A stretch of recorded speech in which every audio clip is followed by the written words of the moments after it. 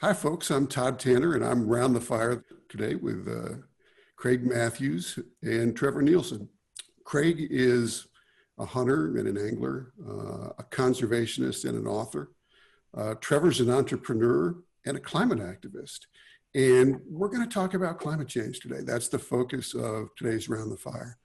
And I just want to kick things off with a really simple question for Trevor. Trevor, is the world warming? Well, unequivocally, 99.9% of climate scientists believe that it is. There's more carbon in our atmosphere than at any time in the last 2,000 or 3,000 years. And the last time there was this much CO2 in our atmosphere, there were no animals, mammals at least, living the earth, roaming the earth. There were lizards and things like that. And so, yes, it is warming, and it's warming in a really dangerous way. We're seeing the impacts of that every single day. And Craig, what do you think? Are you seeing warming as well, or is that something that just isn't happening where you are near Yellowstone? You know, two of my close friends lost their homes this past week due to fire near Bozeman. Science has proved this time and time again, particularly with huge consequences for the American West. And I think it's time for us all to get beyond that, because science has proved that the world really is warming. You're down outside of West Yellowstone. What changes are you seeing there that are the result of this kind of warming that we're having? Well, you know, certainly we're seeing increased occurrences of fire. We're seeing decreased winter snowpack, higher summer and winter temperatures. We're seeing retreating alpine glaciers. And our warming climate is the primary source of the decline in winter snowpack, which is our natural water storage system and the primary source of water in many regions of the West.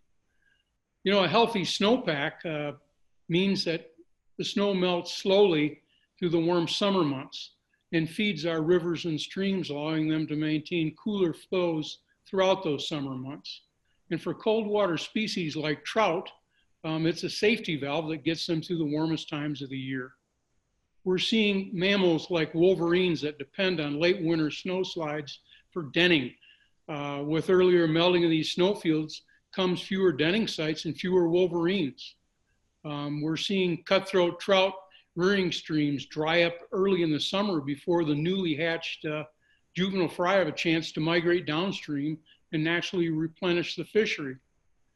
Recently, several Yellowstone country rivers and streams have been closed during the summer months with warmer temperatures, warmer water temperatures, as fish become stressed, and thousands of fish have perished due to angling pressure during those warm summer water temperatures. Trevor, you're down in California.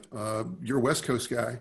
Are you seeing impacts down there as well, or is this? No, it's terrifying. I mean, my climate activism jumped up a notch when I had to stick my wife and our then 3-year-old son and the family dog in the car and flee the Woolsey fire that tore through the Santa Monica Mountains where I live. So I live technically in Malibu, but in a very rural area. You know, we're surrounded by coyotes and mountain lions and all sorts of things. And that fire, which was the worst fire in the history of Southern California, burned down over 1,000 structures. Many of my friends lost their houses.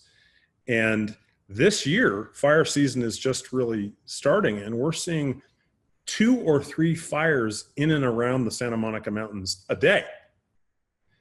And that's because of decades of drought that have left those mountains, very much at risk to wildfire. It has absolutely nothing to do with forest management or any of the things that politicians in DC have been saying. It has to do with the fact that if you have year after year after year of drought, it's just a tinderbox ready to explode. Now that's here in Southern California, but up north, it's even worse. Throughout the mountains of Northern California, we have had hundreds and hundreds of fires. And today, right here, where I sit in Santa Monica, the air is thick with smoke. And it's been that way for a few days. On Sunday, Los Angeles hit 121 degrees. That is the highest temperature ever recorded in the history of Los Angeles. I can't even describe to you the way that it felt. So anybody that thinks that we're not seeing changes in our temperature and changes in basic things that we thought were the way the world was going to be is just wrong. Well, I can empathize with that. And where I am up near Glacier National Park, we're seeing a lot of the same kinds of things. We're seeing forest fires earlier, and we're seeing them later. We're seeing our snowpack melt earlier. Our rivers are running lower in the summer, and there's less dissolved oxygen for the fish. I'm a really serious angler. I love to fly fish. And it's tough when the streams and rivers where we have, just spent time over decades, all of a sudden they're too warm, or they're too low, they're too hot. It's not a good thing for anybody. And we see that also with insect infestations in our forests up here, where literally our forests are dying. I look out my windows and I see dead and dying trees in both coniferous and deciduous trees. I see spruce dying, I see pine dying, I see birch dying. It's crazy. And this is what happens when we don't pay attention. So I have a question for both you guys. Craig, I'd love for you to kick things off. Does it matter to you if people are responsible for this? Does that change the way we react to things? I feel there's certain bedrock values that we all share as Americans. We believe in fair play, and we believe in looking out for our neighbors, and we believe certainly in liberty tempered by responsibility. And we believe it's our duty as members of local communities to take care of the natural world and the one that we've created, the one we've made, to operate in a sustainable and community building way. Today, 99% of us believe climate change is one of, if not the biggest threats facing our world. Our food systems are increasingly stressed. Our lands and waters and species are threatened like never before. And current funding to address climate change is certainly not enough. I find it hard to believe that only 3% of philanthropy goes to environmental causes. And of that, only 5% comes from businesses and corporations. With all that needs to be done today in the environment,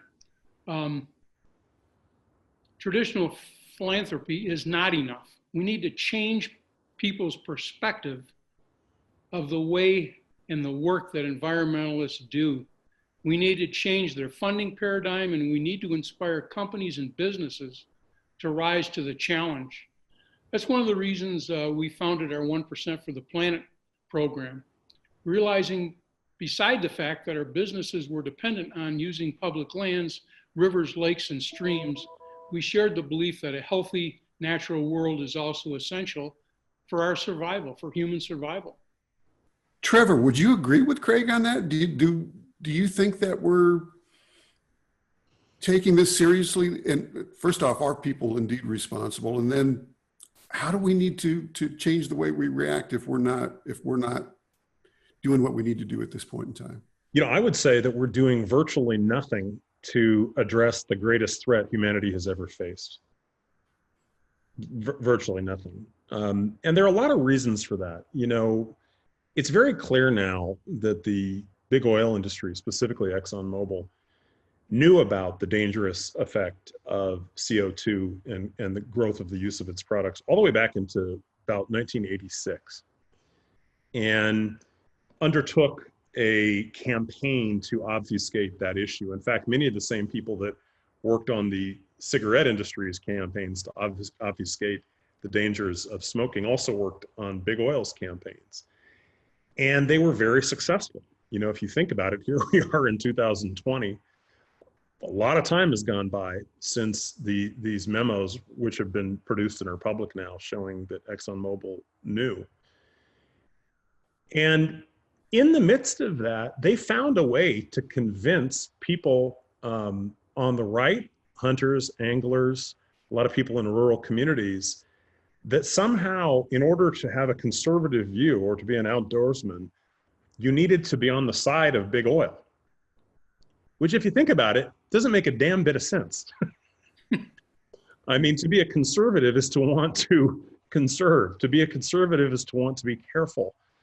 So the whole thing has got spun around in a truly crazy way.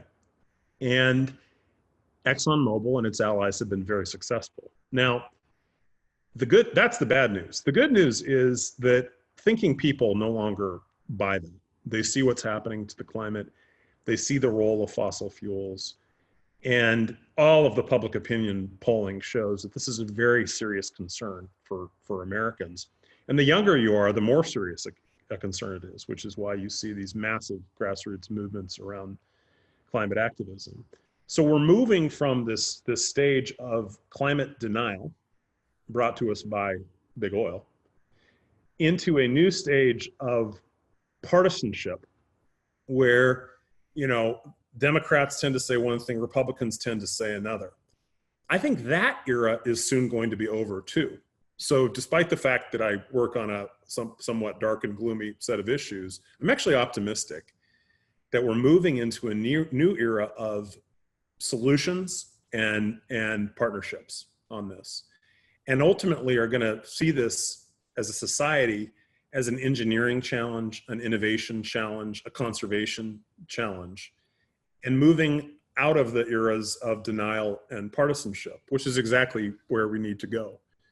It is insane that a guy that likes to fish brown trout or shoot elk or do the things that people love to do in the outdoors would believe they also need to support big oil in order to be a good Republican or conservative. It makes no sense. and that's what lobbying and PR does, right? But I think we're moving beyond that. And I think that we don't have to talk too much about elections on this call, but if certain things happen in a certain way, we could find ourselves in a new and better environment to focus on practical solutions to the biggest problem the world has ever faced.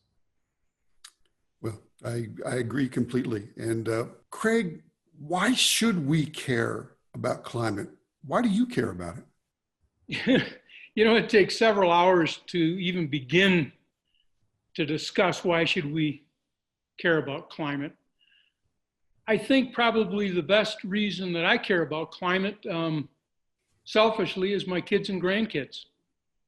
And all these young people that we've talked to. I recently spent a weekend in Iowa talking to students at Coe College and University of Iowa who are really keen on learning about climate change and doing something about climate change. If you look at the evidence, for instance, of how it would affect Greenland's ice shield, which last year lost 66 tons of ice for each person on Earth. The bad news is that ice shield is melting away faster than anticipated amid a warming climate. And if it were to melt away, it would raise sea levels by 20 feet. The Arctic has warmed at least twice as quickly as the rest of the world for the last 3 decades as the amount of greenhouse gases accumulates in the atmosphere. And this sobering process is like getting bad news from your doctor. It's depressing to see these new records. So we have to step up for our kids and our grandkids and all future generations. And now's the time to do it. We can't allow the Earth to warm, science is saying by as much as 4 degrees Celsius by the end of this century. Science and leading economists have spent a lot of time imagining what the world would look like after a 4-degree temperature rise. Sea levels would rise several feet, laying waste to coastal cities and displacing millions, if not billions, of citizens. Grasslands would turn into deserts, coral reefs would disappear, food stocks would be in jeopardy. And economists report losses in income to the global economy would run $23 trillion annually, the equivalent to the impact of 4 repeats of the 2008 global financial crisis. So, you know, the only way to stave off this scenario is for all nations in the world to take bold and collective action along the lines of the Paris Climate Accord. The nations of the world have to come together and commit to take steps to reach that goal. And, you know, years ago, the US led the way, and then the Trump administration happened and pulled our country, the world's second largest greenhouse gas emitter, out of the agreement and head our country in the wrong direction. The thing is, many smart and powerful world leaders have passed their own laws and are forming coalitions and new technologies. And they refuse to come to the fatalism and nihilism that infects our current presidential administration. So if we're to survive, we need to follow their lead now. And we can vote this November and put the US back in the position to lead this whole fight again. So Trevor, in addition to being an angler and a bird hunter, you're also a parent. You're a father. You've got a couple of kids. What are the risks you see to them if we don't get our act together and cut our emissions in the very, very near future? Well, you know, I have two amazing daughters and a son, and I think, you know, the way I see it at this point is the world they live in is going to be different than the world that we live in. The question is how much different. You know, these changes are underway. To some degree, the warming that has been created by our consumption of fossil fuels is baked in to the system. These greenhouse gases don't just leave our atmosphere. But we can avoid the worst of the worst if we act now and act in an aggressive way. And I couldn't agree more with Craig that what we do as a country, you know, in the next coming years will really be what determines the severity of the crisis and the sort of world that our kids live in. I think that a lot of the places that we all grew up in or spend time in now are going to be gone. I think it's very hard to imagine, you know, the rivers that support trout, you know, existing in the way they exist today, 10 or 20 years from now. Wildfires alone are absolutely devastating forests all over the country, and those forests don't bounce right back. And, you know, for bird hunters, the places where wild birds are found are shifting constantly. They aren't in places that they used to be found anymore. And that's a function of a cascading series of changes around our climate and our ecosystem and their food sources, and, you know, and things like that. So for me, what this is about is fighting to try to let our kids and eventually for me, grandkids, have some version of what we all took for granted. And it's interesting because I do think that people that spend time in the outdoors have a different connection to this issue than people who live in cities. But it's an issue that really should bring everybody together. And again, that's that partisan divide that was created by the industry because they needed a partisan divide in order to live. If you're a climate activist and you live in New York City and you've never caught a fish in your life and you would never think about shooting a bird, although you may have just ordered a chicken sandwich at lunch, you know, if you want to support the fight against the climate emergency and the support to stop our most fragile ecosystems from collapsing, that's wonderful. You know, people don't have to spend time in the country, in forests, in grasslands, and all the places that we like to go in order to appreciate those places. And I think that we've got to move past this us versus them thing on climate and embrace the notion that it is an existential threat to absolutely all of us. And no matter what our politics are, we have to come together to address it. Yeah, that's as close as you can get to, you just nailed it. I can't disagree at all. I'll just make the point that I think a lot of us, a lot of sportsmen, a lot of folks who love the outdoors feel a moral responsibility, feel a real sense that we have to get engaged on this. It's the largest threat, the single biggest threat that we face right now. Whether you're a hunter, whether you're an angler, whether you just love to camp or fish or hike or bike or whatever it might be, climate change is a huge threat to our landscapes and our waters. So, Craig, I guess my question is, where do we go from here? What can we do going forward? How can we change things? First we can learn about it and its negative effects on the things that we love, like fishing and hunting. But what we really have to do and what we really have to concentrate on is learn to speak a little louder, clear, and more frequently when discussing climate change. And still, convincing folks that climate change is happening is not the point, the real point. The point is getting those who consider themselves environmentalists to vote.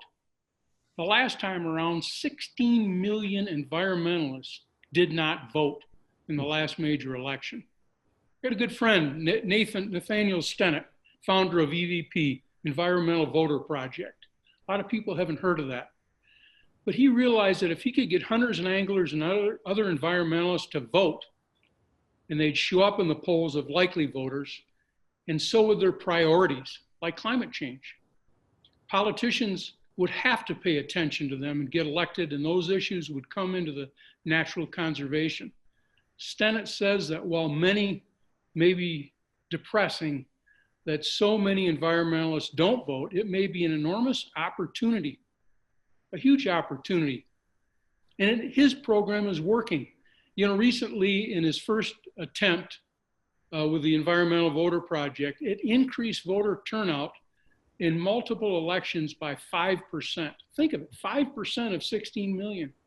And in states like Pennsylvania, Georgia, Colorado, Nevada, and Florida, an army of almost 2,000 volunteers today are targeting 2.5 million voters in this year's election. So I think that it's really important that sportsmen should consider supporting organizations like EVP, 1% for the Planet business members, and Fly Fishing Climate Alliance members.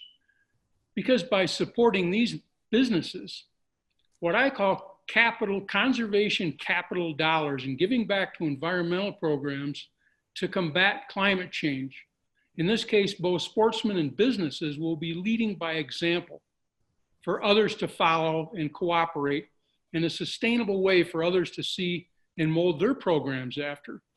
Community building is key here. And there's never been a greater need for our community everywhere approach to solutions, because even in our hyper-divisive political climate, conservation does not have a real party. Within the community that we built, we can come together on issues like climate change and work towards solutions. And the really good news is solving climate change can be done with little harm to our economy. With our 1% for the Planet program, I've seen business members step up in the Western states for clean energy solutions like solar and geothermal energy projects. And many grassroots activist organizations in the hunting and fishing community, like the Fly Fishing Climate Alliance, International Federation of Fly Fishers, Backcountry Hunters and Anglers, have influenced leaders across the spectrum to reduce those irreversible effects of climate change. And while federal action is crucial to combating the problem, state and local officials must act now to stop climate change. I've been so lucky to work with small grassroots environmental and conservation organizations like Montana Trout Unlimited, Trust for Public Land, the Madison River Foundation, along with seemingly unlikely business partners like Northwest Energy, to promote local climate change projects. One was the Odell Creek restoration, or stream restoration project we did here in the Madison Valley, which restored a creek, lowered water temperatures by 3 degrees, and actually acts like a natural fish hatchery to pump so many fish that are recruited in that little stream back into the Madison River system. I've been involved with ranch in-stream water leases the first of its kind in the country, where we leave water in the stream, lease it to Trout Unlimited for $1 a year to provide cooling flows to the Madison River. These are huge projects, but they serve more as a model that future projects in the US and around the world can be modeled after to reduce and combat climate change. Really, and I'll wrap my thoughts up with all of us who love wild places and wild native fish and wildlife must get involved today, now, to protect and preserve those special places we love for all future generations. It's more than our duty, it's our obligation as sportsmen and as Americans. Yeah, I agree completely. Trevor, I'd love to hear how we bring people together. Our country right now is so divided. There's folks who don't want to listen to people. Sportsmen don't want to listen to environmentalists. Environmentalists don't want to listen to sportsmen. But we need to bring people together if we're going to solve this. How do we do that? Well, I mean, I think the first is we have to step back and ask ourselves what our personal responsibility is on this. But the spirit of the West is a spirit of independence. I mean, if anything defines Westerners, especially hunters and anglers, it's a belief that self-reliance is at the core of all of us. If a tree falls down on Craig's 3-mile driveway, well, Craig's probably going to go have to chop it up. We aren't people that were bred to sit around waiting for the government to fix our problems. So why is there this notion that we don't have the ability or the responsibility, to address this problem that's threatening these sacred places in all of our lives? And in a certain way, I think that once people stop waiting for their state government or the federal government to do the right thing and demand it, and the people themselves begin leading this, we aren't going to address it. I don't have a whole lot of faith in Washington, D.C. myself. I've worked there, worked in the White House, or worked on the Hill. I know that place. It's tough for much to happen there. And I think it's time that people who love the outdoors take some personal ownership of this and demand the changes that need to happen. There's been a little bit of a head in the sand approach, I think, from hunters and anglers to this. And they're a little too willing to just buy the fossil fuel talking points, and if they thought critically and looked around them at the natural world and what's occurring, I think that they would have a different approach. So I think we have to decide that it's all of our problem. That if we care about our kids, we care about our grandkids, we care about, elk or brown trout or pheasant or whatever the thing is that gets us out into the woods, well, then we need to do something about it and not just decide that somebody else is going to take care of it for us. Amen. Absolutely. Absolutely. Well, gentlemen, thank you very, very much for your time today. And folks, this has been Round the Fire.